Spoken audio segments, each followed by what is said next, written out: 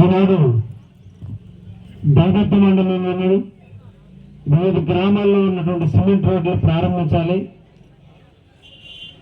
ఆ విధంగా ప్రతి గ్రామానికి విచ్చేయాలి, ప్రజల సమస్యలు తెలుసుకోవాలి, వారితో పాటు కొంచెం మాట్లాడాలి, వారితో మమేకం కావాలి, గ్రామ స్థితిగతులు తెలుసుకోవాలని ఈరోజు ఉదయం 9 గంటల నుంచి ప్రారంభమైనటువంటి గ్రామాన సందర్శన కార్యక్రమం ఈ రోజున ఇప్పుడు చెన్నూరు గ్రామానికి వచ్చేసాం. అడుగడుగున ప్రజల నీరాజనాల మధ్య, ప్రజల స్వాగత సత్కారాల మధ్య, తెలుగుదేశం, జనసేన, బీజేపీ కార్యకర్తల ఆనంద డోలికల మధ్య ఈరోజు ప్రజలందరూ పేద బడుగు బలహీన వర్గాలను హక్కులు చేర్చుకుంటే వీళ్ళందరి సహాయ సహకారాలతో ఈ ప్రాంతం అభివృద్ధి చేసేదానికి నాకు అవకాశం కల్పించిన దగదత్తి మండల ప్రజానికానికి అందరూ కూడా పేరు పేరున ధన్యవాదాలు, శుభాకాంక్షలు తెలియజేస్తూ, నాకు దగదత్తి మండలికి పరిచయం తక్కువైనా ప్రతి ఒక్కరూ నన్ను సొంత బిడ్డగా ఆదరించారు. నా కుటుంబ సభ్యులు వచ్చి ఇంటింటా తిరిగినా, మా కుటుంబ సభ్యులు తిరిగినప్పుడు కూడా నేను తిరిగినట్టే భావించి ఈ గ్రామంలో ఉన్నటువంటి అందరూ కూడా నాకు ఓట్లేసి గెలిపించడం జరిగింది. రాజకీయాల్లో 2 నిమిషాలు ఆపడం ఏం కాదు. రాజకీయాల్లో ఒడిదుడుకులు ఉంటాయి, ఇబ్బందులు ఉంటాయి. అయినప్పటికీ కూడా నేను కూడా పేద కుటుంబం నుంచి వచ్చా, వ్యవసాయ కుటుంబం నుంచి వచ్చా. వ్యవసాయ కుటుంబీకుల యొక్క కష్టాలు, బాధలు, ఇబ్బందులు అన్నీ కూడా తెలిసిన వ్యక్తిని, వ్యవసాయదారుల యొక్క బాధలన్నీ తెలిసిన వ్యక్తిని. కాబట్టి మొట్టమొదటి నేను ఎమ్మెల్యే నాటి నుంచి నేటి వరకు కూడా ఈ 9 నెలల కాలంలో రాష్ట్రంలో కావచ్చు, మన నియోజకవర్గంలో కావచ్చు, జిల్లాలో కావచ్చు, నిరంతర రైతుల అభ్యున్నతి కోసం, రైతుల అవసరాలు ఏవైతే ఉన్నాయో వాటిని పరిరక్షిస్తూనే ఈరోజు గ్రామాలన్నీ అభివృద్ధి చేయాలి, గ్రామాలన్నీ కూడా పట్టణాలుగా మారాలి. పల్లెలు అంతరించిపోతున్నాయి, పల్లెల్లో ఉన్నటువంటి ప్రజలందరూ పట్టణాలకు వెళ్తున్నారు. పల్లెల్లో వలసలు వెళ్ళే పరిస్థితి వచ్చింది. కొంతకాలానికి భూమిని సాగుబడి చేసేటువంటి వ్యక్తులు కూడా దొరకని పరిస్థితి వస్తుంది. అదే గ్రామాలన్నీ ఆనందంగా ఉంటే, గ్రామాలన్నీ సుభిక్షంగా ఉంటే, గ్రామాలన్నీ పరిశుభ్రంగా ఉంటే, గ్రామాలన్నీ సిమెంట్ రోడ్లతోనూ, డ్రైన్లతోనూ, గ్రామాల్లో మంచినీటి సదుపాయాలతో ఆ గ్రామాన్ని మనం పరిరక్షించగలిగితే, సిటీకి పోకుండా మన వాళ్ళందరూ కూడా మన ఊళ్ళల్లో నుండి వ్యవసాయం చేసి అన్నదాతలుగా మిగిలిపోయి కొన్ని కోట్ల లక్షల మందికి అన్నదాతలుగా ఉన్నటువంటి రైతులు ఈరోజు నిర్వీర్యం కాకూడదనేటువంటి ఆలోచనతో ఈ రోజున గొప్ప నీటి యాజమాన్యాన్ని చూస్తూ, రెండో పక్క ప్రతి గ్రామానికి కూడా కావాల్సిన మౌలిక సదుపాయాల కల్పనలో మన అభివృద్ధి ప్రదాత అయినటువంటి శ్రీ నారా చంద్రబాబు గారి ఆలోచన మేరకు వారి సహాయ సహకారాలతో ఈ రోజున దగదత్తి మండలాన్ని ఒక ప్రత్యేకమైన పరిస్థితుల్లో నేను టేకప్ చేయడం కూడా జరిగిందనే విషయాన్ని కూడా మీకు తెలియజేస్తున్నా. నాటి నుంచి నేటి వరకు కూడా నాకున్నటువంటి 4 మండలాల్లో మొదటి ప్రాధాన్యత ఈరోజు దగదత్తి మండలానికి ఇస్తూ, దగదత్తిలో ఉన్నటువంటి ప్రతి పేద బడుగు వాళ్ళని డైరెక్ట్ గానే నాతో కలవండి, మీకు ఏ ఇబ్బంది వచ్చినా నేను చూసుకుంటానంటూ నా మిత్రుడు రవిని ఇక్కడ ఇన్ఛార్జిగా పెట్టి, అదేవిధంగా శ్రీగంధి కానీ, మండల పార్టీ అధ్యక్షుడు హనుమంతరావు కావచ్చు, పులిసేన కావచ్చు, ఈ ఊరు మల్లికార్జునుడు కావచ్చు, ఈ ఊళ్ళో నాయకులు కావచ్చు, ఇంకా కొత్తగా వచ్చిన నాయకులు కావచ్చు, చాలా మందిని కూడా కలుపుకుంటూ మీకు ఏ ఒక్క సమస్య వచ్చినా మీ లెవెల్లో మీరు పరిష్కరించుకోండి. మీ స్థాయి దాటినప్పుడు 24 గంటలు రేత్రింబోళ్ళు కావ్య కృష్ణారెడ్డి ఎమ్మెల్యే మీకు ఎప్పుడు కాపలాగా ఉంటాడు. మీకు ఈ ప్రాంతాన్ని పరిరక్షించుకోవడానికి నిరంతరం కూడా మీతో ప్రజలతో ఉండే విధంగా నేను ఉంటున్నానన్న విషయాన్ని కూడా మీకు తెలియజేస్తున్నా. నా వ్యాపారాన్ని పక్కన పెట్టా, నా వ్యాపార సామ్రాజ్యాన్ని పక్కన పెట్టా, నా భార్య బిడ్డలకి చెప్పా, నేను ఎమ్మెల్యేగా ఉన్నంత కాలం నిరంతరం ప్రజల కోసం ఉండాలి, ప్రజల కోసం పెరగాలి, ఆఖరి నా ఊపిరి కూడా ప్రజలతోనే పోవాలి తప్ప ఈ రాజకీయాలు కాదంటే నాలుగుతో రాజకీయాలు నిర్వహిస్తున్నాను విషయాన్ని కూడా తెలియజేస్తున్నా. అందుకని నేను రైతు బిడ్డలు కాబట్టి సోమశల కాలం పూడికి తీల గత 5 సంవత్సరానికి పూడికి తీగిన కారణాల వల్ల సోమశల నీళ్లు 900 క్యూసెక్ల నీళ్లు వచ్చే పరిస్థితి ఉంటే ఈరోజు 600 క్యూసెక్ల నీళ్లు రాక రైతుల పొలాలు గట్ల మీద రేత్రింబోళ్ళు తిరగాల్సిన పరిస్థితి వస్తే దాన్ని వెయ్యగట్టు ముఖ్యమంత్రిని కలిసి దాదాపు 3,83,00,000 రూపాయలు కావలి కాలువకు తీసుకొచ్చి టెంపరీగా మరమ్మతులు చేసిన రైతులందరికీ ఏ ఒక్కరు కూడా రైతుల పొలాల మీదకి పోయి గట్లు కట్టి నీళ్లు తెచ్చుకునే పరిస్థితి లేకుండా ఇబ్బందికర పరిస్థితి లేదు. దానితో కూడా 2 దేవుడు మనకు కరుణించాడు. చెరువులన్నీ నిండుని, అదేవిధంగా సోమశల్లో 70 టీఎంసీలు నీళ్లుని, అన్ని కలగలిపి కావలి నియోజకవర్గంలో ఏ ఒక్క రైతుకు కూడా నీళ్ల ఇబ్బంది లేకుండా కూడా చేయడం జరిగింది. మళ్ళా 2వ కారు వేయాలి, మే నెల 1వ తేదీ నుంచి నీళ్లు ఇవ్వాలి, మే 1వ తేదీ నుంచి నార్లు పోసుకునే రైతులు ప్రోత్సహించాలి. కాబట్టి మే 15వ తేదీ నీళ్లు వదిలితే 1వ తేదీ నార్ల కోసం చేస్తే వచ్చే నెల 10వ తేదీ లోపలే ఐఏబీ మీటింగ్ పెట్టి జిల్లా ఎమ్మెల్యేలు, మంత్రులు, కలెక్టర్ అందరూ కూడా కూర్చొని 2వ తారీఖు నీళ్ళు ఇచ్చేదాన్ని కూడా సంకల్పం చేయాలని మొట్టమొదటి నేను జిల్లా ఎమ్మెల్యేలతో మాట్లాడడం జరిగింది. అతి తొందరలోనే తర్వాత తప్పకుండా ఐఏబీ మీటింగ్ పెట్టి మళ్ళా దైవత్వ మండలానికి ఏ ఒక్కరికి కూడా లోపం లేకుండా నీళ్ళు ఇచ్చే కార్యక్రమం కూడా శ్రీకారం చెప్పే విషయాలు కూడా మీకు తెలియజేస్తున్నా. అయితే ఈ సందర్భంలో మీకు 2 రకాల విషయాలు చెప్పాలి. ఈ సందర్భంగా మీకు 2 రకాల విషయాలు చెప్పాలి. పెన్నా నదికి ఉత్తరం మన అందరం కూడా ఉన్నాం. పెన్నా నది కాబట్టి దక్షిణం వాళ్ళందరూ ఉన్నారు. ఇప్పటి వరకు పరిపాలించిన పాలకులందరూ కూడా పెన్నా నది అవతల పెట్టండి బాబు. 2 నిమిషాలు తర్వాత మాట్లాడతా. 2 నిమిషాలు. పెన్నా నది అవతల ఉన్నటువంటి నాయకులే పాలకులుగా ఉన్నారు. ఇప్పటి వరకు ఎమ్మెల్యేలు ఏ రోజు కూడా వాళ్ళని ఎదురించే పరిస్థితి లేదు. ఈ రోజు మీకు ఒక్క ఉదాహరణ చెప్పాలి. మీరు అందరూ రైతులు. ఆయకట్టు అంటే మనందరూ కూడా తెలుసు. ఏ పొలంకైతే నీళ్ళు ఇవ్వడానికి హక్కు ఉందో దాన్ని ఆయకట్టు అంటాం. దుర్మార్గమైనటువంటి పరిస్థితి నెల్లూరులో తాండం ఇచ్చింది. ఏంటంటే ఈ రోజు నెల్లూరు పొగతోట అంటే డాక్టర్లు ఉన్నటువంటి ప్రాంతం. ఈ రోజు ఎన్టీఆర్ నగర్ లేదా మాగుంటు లేవట్టు, ధనలక్ష్మీపురం, ఈ రోజు రమేష్ రెడ్డి కాలనీ, బాలాజీ నగర్ ఇవన్నీ కూడా ఇప్పుడు కూడా దుర్మార్గంగా ఆయకట్టులో పెట్టుకుని వాటర్ నీళ్లు తీసుకుని వెళ్ళిపోతూ ఉన్నారు. వాళ్ళేమో నీళ్ళకి ఇబ్బంది లేకుండా ఉన్నారు. మనమేమో ఈ రోజున సోమశిల డ్యామ్ లో నీళ్లు నిండినప్పుడు మనకి ఇస్తారా లేదని భయపడగలిగిన పరిస్థితిలో ఉంది. నేను ఎమ్మెల్యే అయిన తర్వాత మొట్టమొదటి దాని మీద యుద్ధం చేశా. ఉన్న రోజున మీ అందరి ప్రతినిధిగా అసెంబ్లీలో కూడా మాట్లాడా.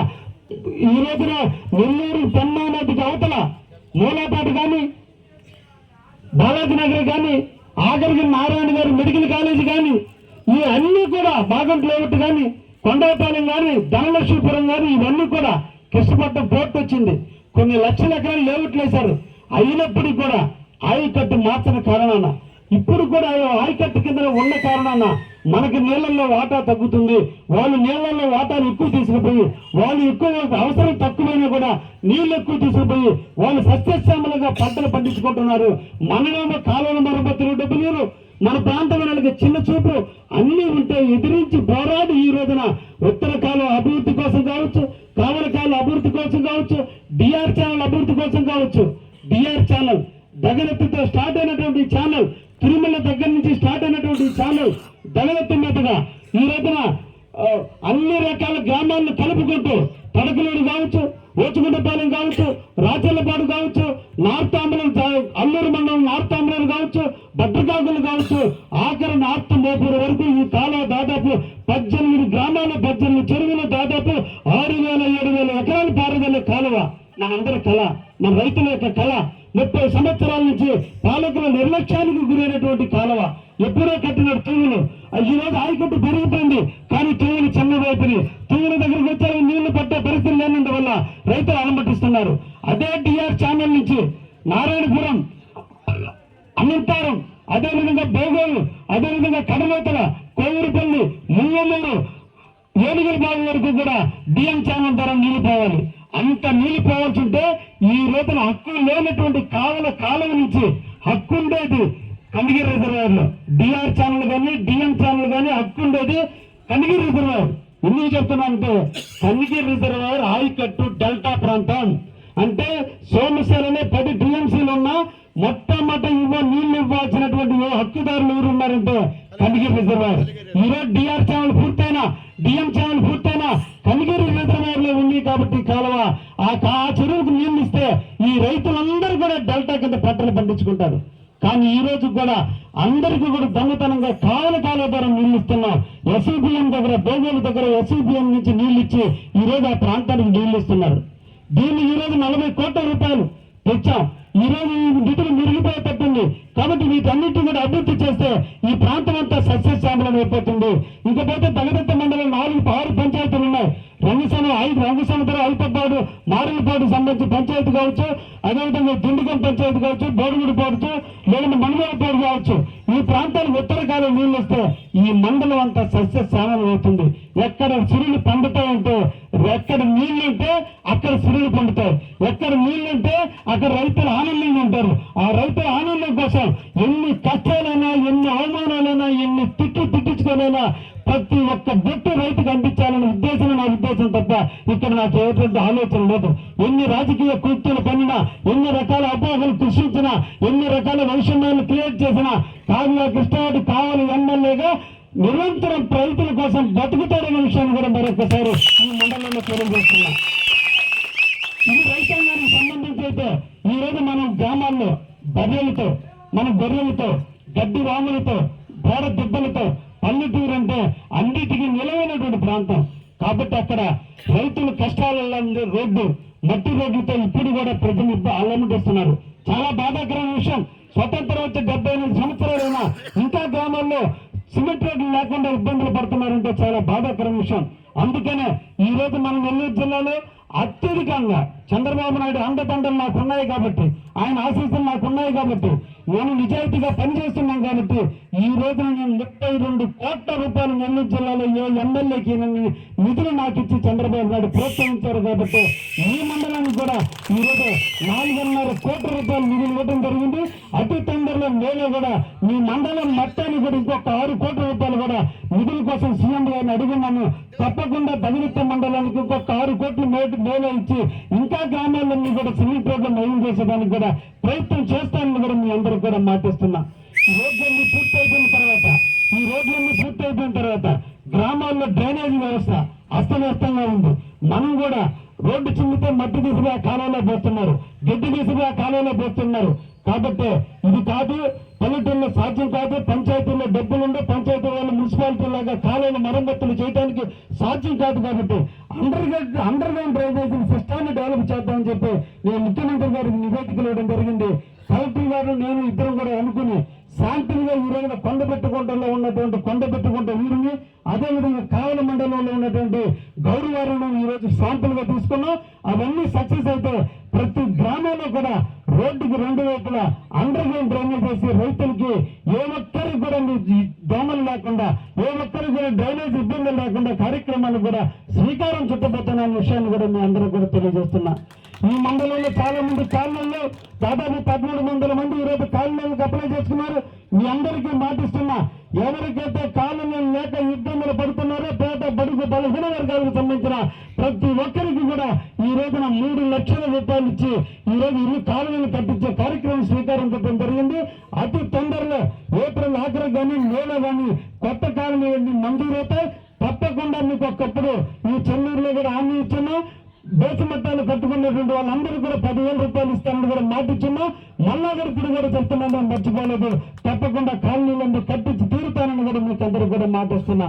అదేవిధంగా చాలా సంవత్సరానికి కొత్త పెన్షన్ రాలా, వితంతు పెన్షన్ రాలా, అంగవికల పెన్షన్ రాలా, వృద్ధాప్య పెన్షన్ రాలా. కొత్త పెన్షన్లు అన్నీ కూడా అతి తొందరలోనే ప్రారంభిస్తున్నా.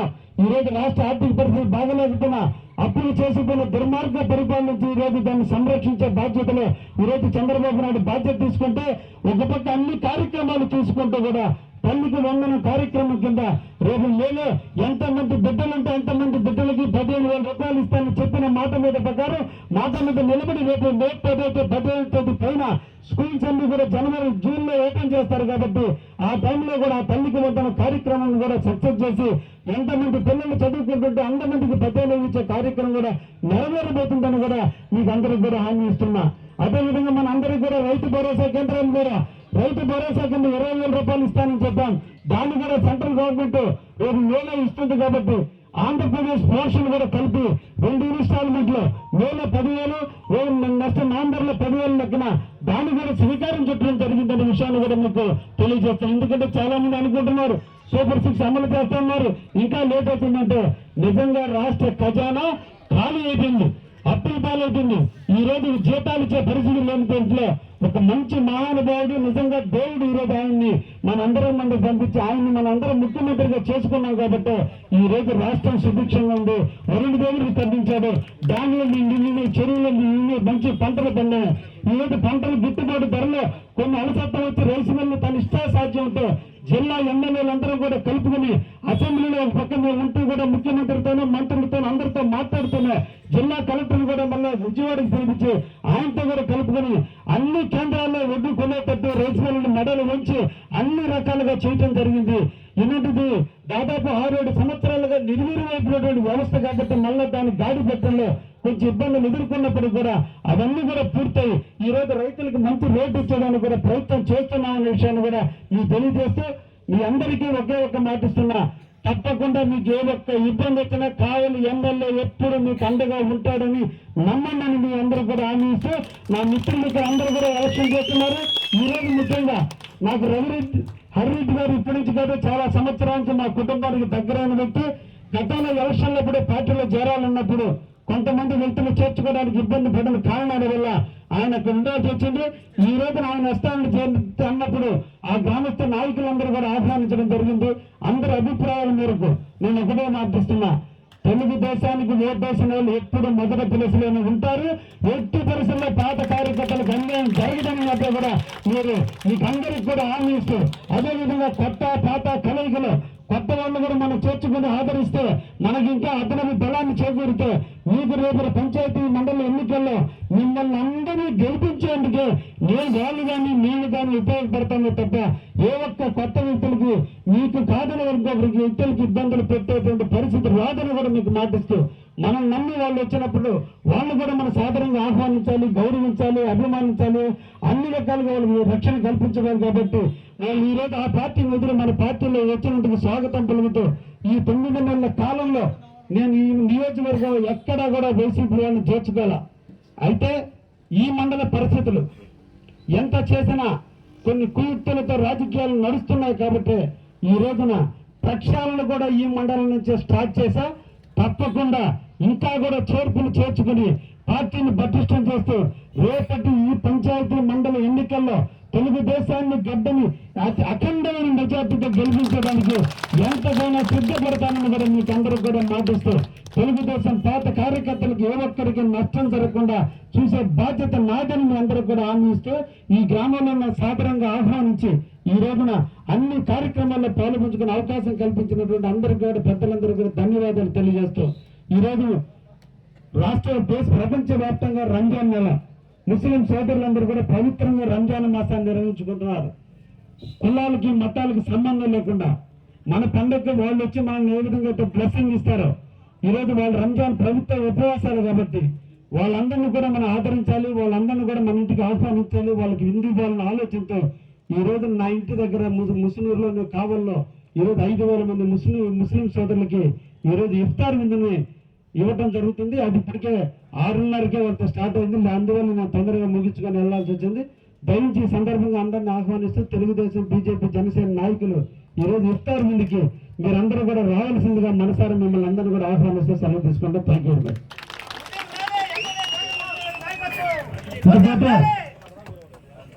మన రాష్ట్ర ముఖ్యమంత్రి వర్యులు శ్రీ నారా చంద్రబాబు నాయుడు గారి పుట్టినరోజు కార్యక్రమం వచ్చే నెల 20వ తేదీ జరుగుతుంది. అన్ని మండలాల్లో జరుగుతాయి. అందులో భాగంగా దగదత్త మండలంలో మన పౌడు రవికుమార్ ఆధ్వర్యంలో, అదేవిధంగా తెలుగుదేశం పార్టీ అధ్యక్షులు హనుమంతరావు, శ్రీహరి, మల్లికార్జునరెడ్డి, పులిసేన సీనియర్ నాయకులు అందరూ కూడా అనుకుని ఇక్కడ కూడా దగదత్త మండలంలో నిర్వహించేదని రక్తదాన శిబిరం, అన్నదాన కార్యక్రమాన్ని నిర్వహించాలని దాదాపు మండలం అంతా కూడా నిర్వహించాలని ఈ రోజు అందరూ కూడా నిర్ణయించడం జరిగింది. దానికి నాయకత్వంలో పౌడు రవికుమార్ గారి నాయకత్వంలో ఆయన ముందుకు వచ్చినందుకు ఆయన అభినందిస్తూ, నేను కూడా ఆ రోజు ఇక్కడికి వస్తాను. తప్పకుండా దాన్ని దిగ్విజయం చేద్దాం. ఆయన ఆశీస్సులు ఆయన మనకు ఉన్నంతకాలం మన నియోజకవర్గం అభివృద్ధి చెందుతుంది. ఆయన చల్లగా ఉండాలని మనందరూ కూడా మనసారా దేవాలయాల్లో పూజలు చేద్దాం. ఆ విధంగా మనం అందరూ కూడా కార్యక్రమాన్ని నిర్వహిద్దామని చెప్పి మనసారా మిమ్మల్ని అందరినీ కూడా కోరుకుంటున్నాం.